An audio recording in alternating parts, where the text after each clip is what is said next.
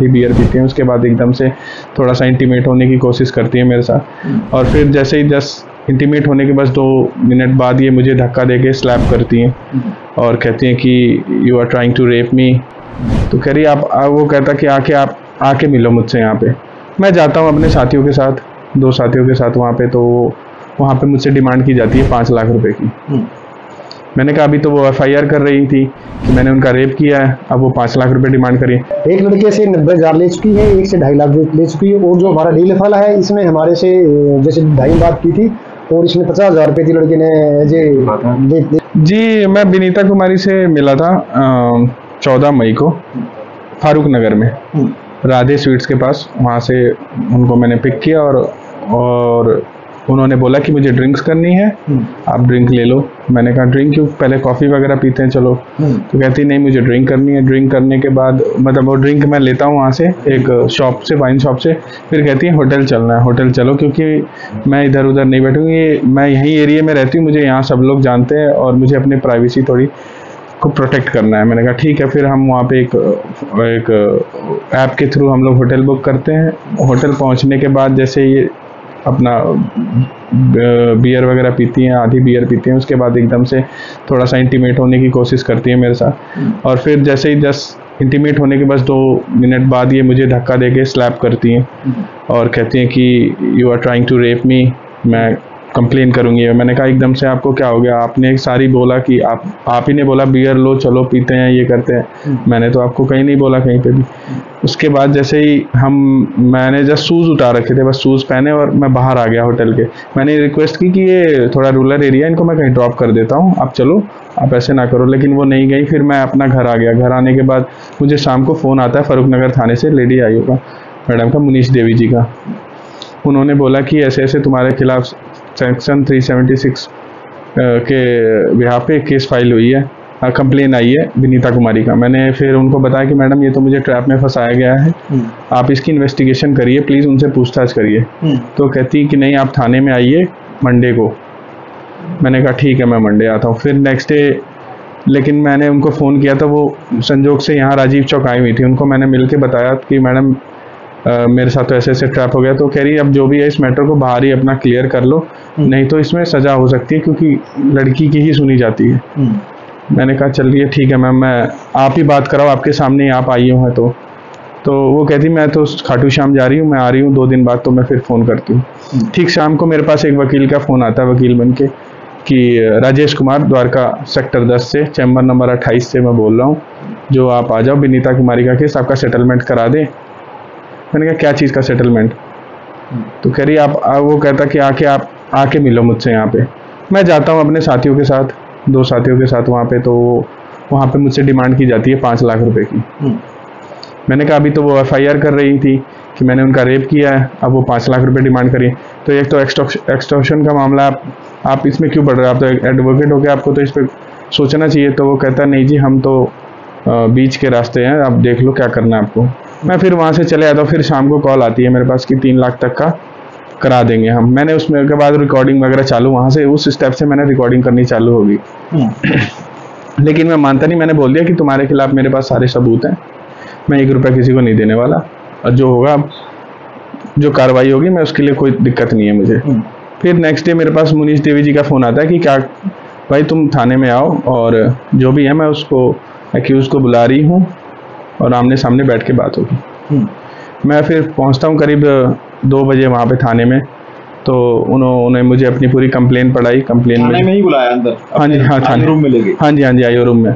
मैं अपने साथी के साथ बैठा हूँ। वो जो कंप्लेन उन्होंने दे रखी थी, वो कंप्लेन थी कि मैंने उनको बुलाया और उनको धोखे से पानी में कुछ मिला के पिलाया और उनके साथ गलत काम किया, ये वो।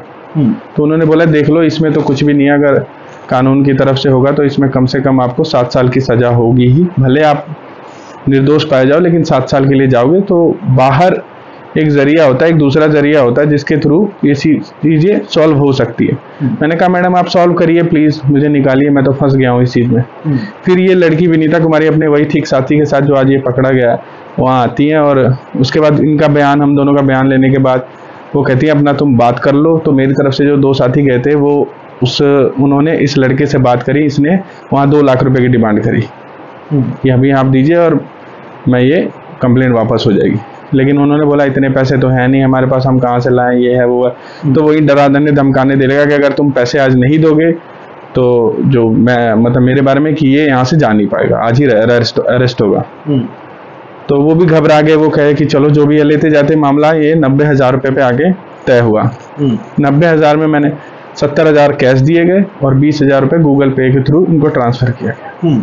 उसके बाद इस कंप्लेन को ले लेती है और कंप्लेन वो फाड़ के फेंक दी जाती है वहीं पे, और लिख दिया जाता है कि हमारे मेरी इनकी दोस्ती थी, किसी पिछली बात को लेके हम पे थोड़ी हाथापाई होगी, तो हाथापाई होने के कारण मैंने आके यहाँ पे कंप्लेन दी थी, अब मैं लेती हूँ, मुझे इनसे कोई दिक्कत नहीं है, ना आगे होगी। और मुझसे भी ये होता कि हाँ गिल्टी फील कर लो कि हाँ ये कि मुझसे थप्पड़ मार दिया था, ये कंप्लेन मुझसे लिखवा ली जाती। पैसे का लेन देन कहाँ हुआ?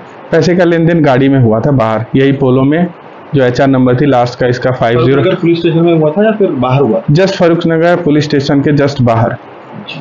तो क्या वो उस टाइम एसआई महिला भी मौजूद थी? नहीं, एसआई महिला वहाँ अंदर ही थी, वो नहीं आ रही थी इसमें। जी।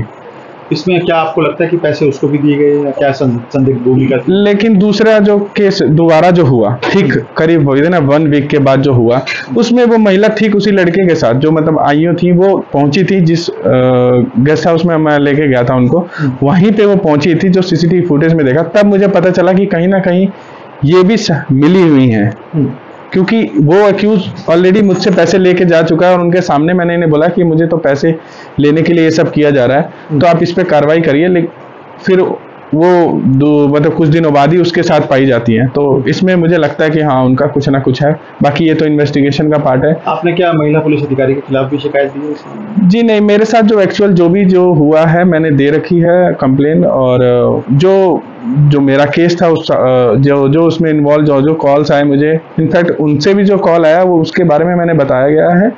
और जो नेक्स्ट जो है जो जस्ट उसके विद इन 10 डेज के अंदर जो केस होता है, उसमें ये चीज थोड़ी साबित होती है कि हाँ इनका भी शायद योगदान है। अच्छा, क्या आप क्या सोचते हैं कि पुलिस स्टेशन में जाने के बाद जिस इंसाफ की उम्मीद की जाती है, अगर ऐसे पुलिसकर्मी वहाँ पे हो तो फिर क्या इंसाफ? नहीं सर, नहीं हो पाती, इसीलिए भरोसा उठ जाता है और हम लोग डर जाते हैं, क्योंकि हमें इतना डरा दिया जाता है कि हम क्या करें, हमारे पास कोई चारा ही नहीं रहता है। लेकिन मैं ये भी कहना चाहूँगा आपकी तरफ से कि ऐसा नहीं है, जो ऊपर जो ऑफिसर्स हैं लोग, जो ACP sir mister Harinder sir और जो ACP DLF के थे जो विकास सर थे, उन्होंने इस मैटर को बहुत ही सीरियसली लिया और बहुत ही सख्ती के साथ और गुप्त तरीके से रखते हुए सब पे कार्रवाई करी और सबको पकड़ा गया। आपकी काउंसलिंग के बाद क्या आपको हिम्मत आई?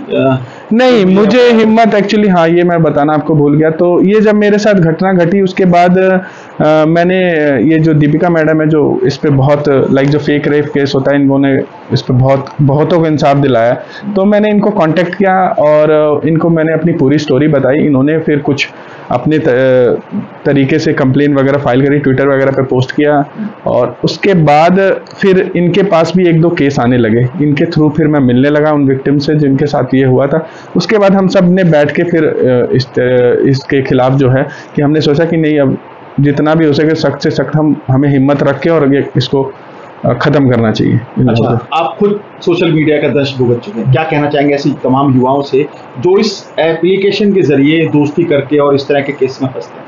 देखिए, मैं यही कहूँगा कि आप कभी भी ऐसे शख्स से ना मिलिए जो आपको तुरंत बुलाता है। पहले आप कभी भी मिले, आउटसाइड मिले जुलें, अच्छी दोस्ती बनाएं, उनको साइकोलॉजिकल तरीके से पहचानें कि क्या है क्या नहीं है। क्योंकि आजकल आप लोगों को बहुत इजी लगता है कि हाँ एकदम से कोई होटल में आपको ऑफर कर रहा है, ये हो रहा है। आई नो कि यंग जनरेशन में ये सब होता है, लेकिन बहुत संभल के रहना चाहिए, क्योंकि क्या क्या हो रहा है ये देख लीजिए यहाँ पे आपके साथ। आप कोई भी इसका शिकार हो सकता है आसानी से। ठीक, जिसका भी जो रोल आएगा हम उसको उजागर करेंगे, उसको हम एक्शन लेंगे उसके खिलाफ। महिला पुलिसकर्मी है कौन, कहाँ पे तैनात थी और अब इस वक्त कहाँ पे नहीं, तैनात अभी है? तो देखो जिसने डील किया है वो मैटर ऑफ इन्वेस्टिगेशन है, अभी हम इसमें आपको ये बता सकते हैं। सब कितने पैसे आ चुके हैं सर अभी तक? ये एक लड़के से 90,000 ले चुकी है, एक से 2.5 लाख ले चुकी है, और जो हमारा डील वाला है इसमें हमारे से जैसे ढाई बात की थी, और इसमें 50,000 रुपए थी लड़के ने देखी ने। तो अभी ये फरकनगर के लिए गए हैं, तो कौन को बात तो इनकी है, इसलिए तो वहाँ पे चूज किया, लेकिन उसका महिला हमारी एसआई का या जो आईओ है उसका इसमें कितना रोल है, अभी इसमें हम इन्वेस्टिगेशन के बाद ही बता सकते हैं, अभी क्लियर नहीं हो सकता। तफ्तीश के बाद ही क्या महिला अधिकारी के खिलाफ कार्रवाई की जाएगी? अगर तफ्तीश में उसका रोल आया तो उसके खिलाफ 100% सख्त एक्शन लिया जाएगा। क्या शिकायतकर्ताओं की तरफ से महिला पुलिसकर्मी का शिकायत दी गई है? तो उसमें बस इतना किया गया कि उसमें इस तारीख को हमारे को कॉल किया गया, कॉल के बाद फिर पूछा कि आप कौन बोल रहे हो, बता मैं सोन से बोल रही हूँ और एक कंप्लेंट आई, आप थाने में आइए। इतना अब तक किया है। ठीक है।